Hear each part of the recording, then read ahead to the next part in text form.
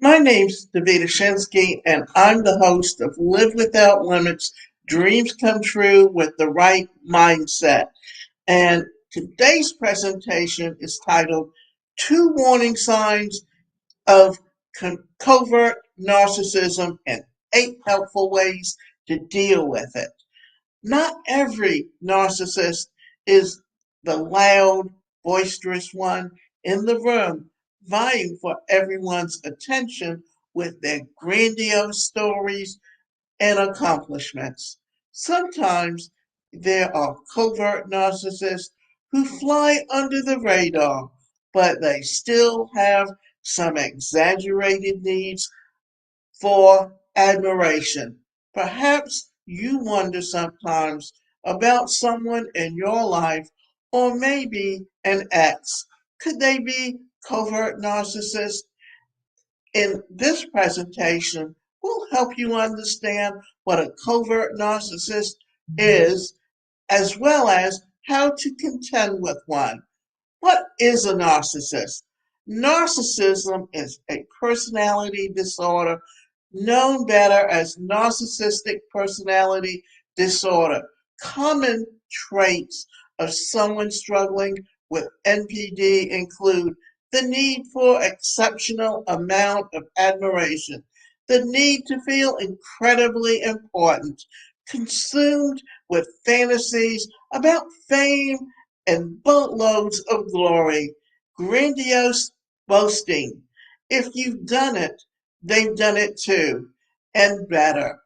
Feeling entitled, exploiting others, lacking compassion and empathy for others, obsessing about success, power, beauty, and whatever. What is covert narcissism?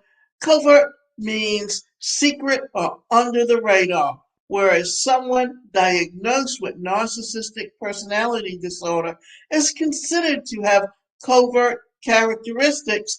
A covert narcissist has covert characteristics of narcissism. This means that the traits are more subtle and may not be as noticeable to others. However, there are 12 signs of covert narcissism, including the following. They'll love bomb you in the beginning of a relationship. Typically, one or both of you will feel an intense soulmate connection. They may boast about the intensity and act like they idolize you.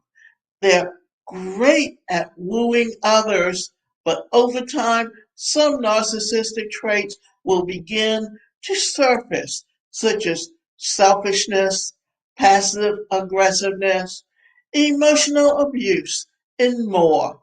They are intensive in your needs, or rather, they are insensitive to your needs. They'll subtly disregard your needs so that you will feel less important. They may procrastinate on getting back to you, stand you up, not value your time, be late, or something else to make you feel small. They confuse you. Conversations or arguments will likely cause you to feel confused. You'll be second guessing yourself, wondering if you're literally going crazy. Your perceptions may indeed be correct, but they will try to manipulate the conversation to allow them to come across as correct. They want to they want compliments much more of the time, and they will make sure that they're the center of attention. If they aren't getting compliments, they may minimize themselves so that others might reassure them of how amazing they are. You experience cognitive disasso- disassociates. They say one thing but do another, which is confusing. They may tell you stories of how amazing they are, but you're not seeing it or seeing that side of them. You have gut feelings that something is off. They have a desire to win. It may not be that obvious, but it's there. They may also have a tough time apologizing or admitting that they're wrong. A covert narcissist will slyly try to shame or blame you. They may emotionally manipulate you so that you think something about you is at fault, while it was really their fault. They want you to feel less than. They are stingy, unless, of course, someone will praise them. A covert narcissist will likely only give when they know there is something in it for them. They're not emotionally available. A covert narcissist may seem like they're more available emotionally, but over time you'll find that they're not. There is too There are too consumed with trying to get their own needs for admiration met. They may stonewall you, which means they ignore and refuse to talk to you. Typically, it's because they're intentionally trying to manipulate or control you. They are passive aggressive. They may have a woe is me attitude. Excuse me. They may have a woe is me attitude, playing on your empathy. They can play the pity card. So every time you come around, they complain about how hard things are for them trying to get sympathy.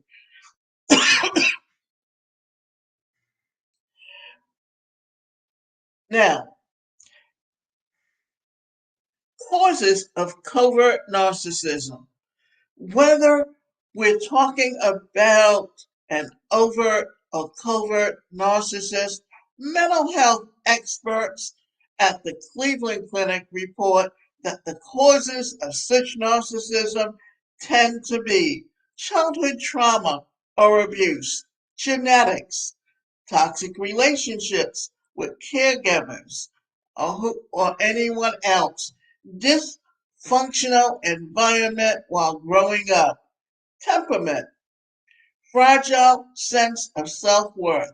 It's not exactly clear why someone will grow up to be a covertly or overtly narcissistic. It very well could be a combination of childhood family dynamics and life events. At the very core, there is a human being that is displaying narcissistic traits to cover up a very fragile sense of self worth. They fear being vulnerable, they're insecure and quite empty inside. Dealing with a covert narcissist. What to do? It can be challenging to deal with a covert narcissist, whether it's your partner, parent, friend, or relative. It's important to learn more about NPD as well as boundaries. Here are 8 helpful things that you can do to deal with a covert narcissist. Educate yourself on NPD and covert narcissism.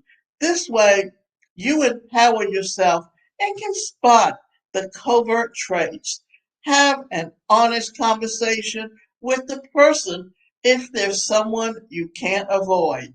They may not be receptive to what you have to say, but you can still be direct and honest with them. Call them out on the traits when they're using them. This gives them the opportunity to apologize or work on changing their behavior. Encourage them to see a counselor. They may or may not oblige, but you get to set the boundary with them. You can see a counselor as well, especially if you're struggling with being in a relationship with a covert narcissist. Set clear boundaries. Know what your boundaries are and don't apologize for having them. Try not to take it personally. Their behavior has more to do with them and their emotional wounds than it does with you. Know what you want and need. Then use your voice and express it. The covert narcissist may resist you, but you deserve to be seen and heard. By experiencing your voice, you'll know what your next step will be, and depending on how they react. Leave the relationship if it continues to be toxic or there are any kind of abuse going on. Reach out for help.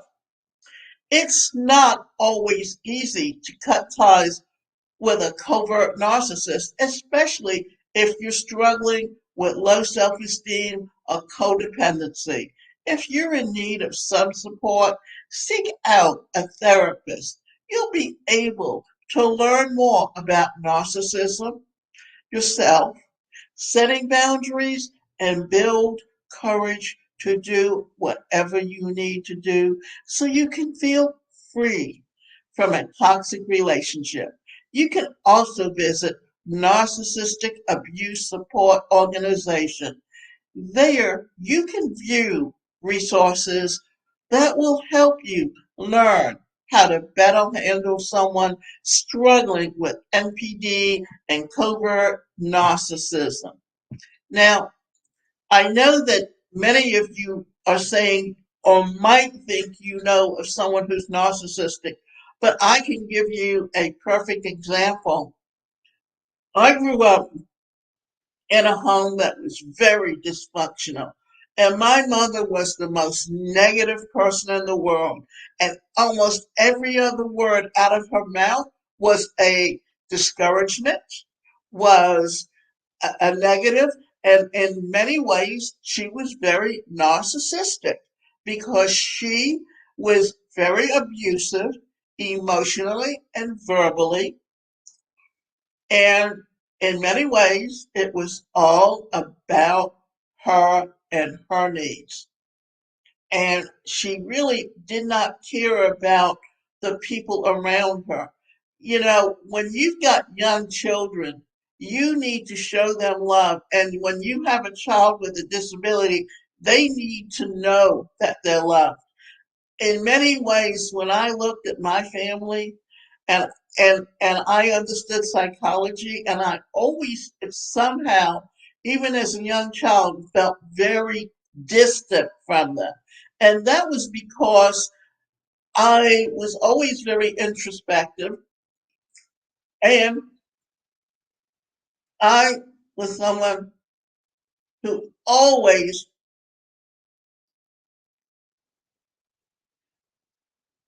let me back up, that if you told me I couldn't do anything, it was like putting a red flag in front of me and daring me to prove you wrong.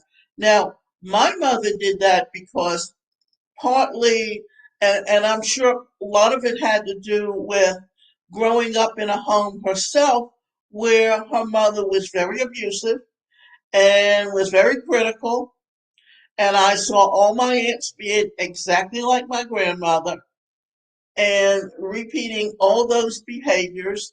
I see it in my younger sister, that same attitude, and my older sister's death. And because they constantly told her she's helpless, she's worthless, or that she's poor, that she has some unrealistic expectations and knowledge about herself, and in so many ways, she looked at getting married as a way out of it because my mother constantly told her she could not live on her own and made her feel as though she was very dependent on her. And when my mother couldn't do that to me because she controlled the funds, it was like she was never going to help me. 3 times I was left homeless because she refused to help me. I was lucky enough to know how to get myself out of the situation. And I had gone to school and learned about psychology and mental health. And because of that, I was able to, while I was still in college, just tell her to shut up and not tell me what I can or can't do because she didn't know. And in a lot of ways, what she was doing was holding her children back so that she didn't have to be left alone. And the sad part was she was alone. And how they treated her in the latter part of her years, well, let me back up and tell you what happened to my grandmother. She had Alzheimer's. Plus, she really, for the last 15 years of her life, went from the bed to the chair and back to the bed, and she had caregivers from morning till night. And then my uncle was there in the evening. But her daughters would really, they kept her alive even though she was ready to go out, and she lived to be 92. But the reason was that they were basically abusing her in the way that she had abused them by keeping her alive and putting her in the hospital. Now she had had cancer of the throat, so when they gave her radiation, she lost the opportunity for saliva glands, and she would liquefy food, and then it would develop and it would collect in pockets, and she would stop eating, and then my aunts would stick her in the hospital and put feeding tubes down her and tie her hands down. And according to them, it was because they loved her so much that they were just keeping her alive. If they had really loved her, they would have let her go out in peace instead of doing that to her. Well, she lived to be 92. My mother lived to be 92. And really, the last few years of her life, she ended up getting macular degeneration and losing her eyesight. And then the last year of her life was really wheelchair bound because her legs were giving out. Even though she did a lot of walking and even though she was physically strong, that because she didn't understand certain things and she was so negative that yes, she ended up putting herself in a position where her children